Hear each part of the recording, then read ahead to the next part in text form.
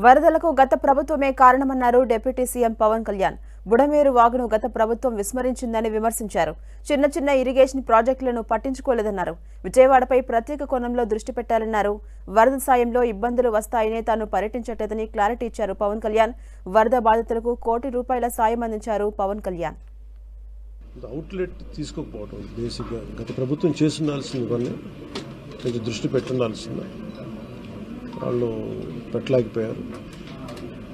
So వాళ్ళు చేయలేకపోయినా కానీ భవిష్యత్తులో ఈ రోజున ఈ సహాయ కార్యక్రమాలతో పాటు భవిష్యత్తులో ఇలాంటి ఎంత అకస్మాత్తుగా ఇలా వచ్చి మనం ప్రజలు ఇంత నష్టపోకుండా ఉండాలంటే ఏం చేయాలి? ఖచ్చితంగా ఈ వరదని తగ్గగానే రిసీడ్ అవ్వగానే దీని మీద ఒక ప్రాపర్ ప్లానింగ్ తోటి ఈ వరద నీరు వెంటనే దీని అవుట్లెట్ కాలంలో ఉండేలాగా దాని మీద ఈ ఫ్లడ్ కెనాల్స్ని ఎలా ఏర్పాటు చేయాలనేది గౌరవ ముఖ్యమంత్రి గారితో కూడా దీన్ని చర్చిస్తాం.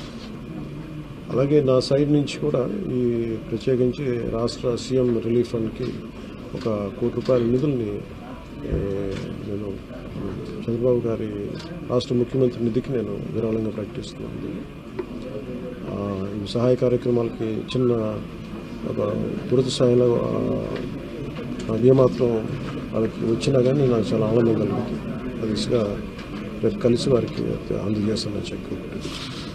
ఇప్పుడు కూడా ఒకసారి వాళ్ళ నిర్ణయం తీసుకొని అవి టేక్ కావాలి వెళ్తే అది సహాయపడాలి, కానీ మళ్ళీ ఇంకొక కేయాటిక్ మీకు తెలుసు. అందుకని దాన్ని దృష్టిలో పెట్టుకుని కొంచెం ఆలోచిస్తా చట్టపాయిస్తున్నాను. అంతకుమించి లేదు, కొంచెం ఇబ్బంది లేదంటే ముందు మెయిన్ అధికారులు పాపం గత 72 గంటల నుంచి వాళ్ళు నలిగిపోతారు నిద్రాహారాలు లేకుండా. సో వాళ్ళని దృష్టిలో పెట్టుకుని మళ్ళీ నేను వెళ్ళి సహాయపడాలి, కానీ మళ్ళీ అది అదనపు బరువు అయితే మళ్ళీ రెస్క్యూ ఆపరేషన్స్ ఇబ్బంది కలగకూడదని చెప్పి నేను దాన్ని దృష్టిలో పెట్టుకుని నేను స్వయంగా